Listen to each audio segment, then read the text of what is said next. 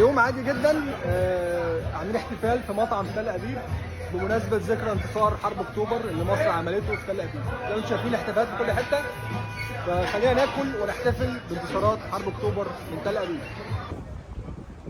احنا في مصر النهارده بنحتفل بذكرى انتصار حرب اكتوبر. انتوا بقى هنا بتحتفلوا نفس الشيء. يعني انتوا بتحتفلوا بانتصار ولا بهزيمه؟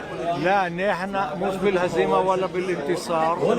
هجموا علينا مصر وسوريا، هجموا علينا في 6 اكتوبر. تمام.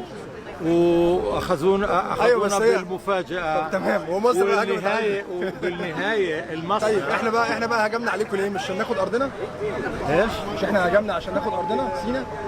انت بدك تسالني هلا بدك لا انت بتقول لي لا انت بدك تخش للحوار سياسي. لا انت بتقول لي احنا هجمنا عليكم، انت بتقول لي احنا هجمنا عليكم صح؟ انت مش اسمع، انتوا هجمتوا عشان تحرروا الارض تبعكم. تمام. مصر وسوريا والمصر عشان ناخد ارضنا. ونحن اخذتونا بالمفاجاه.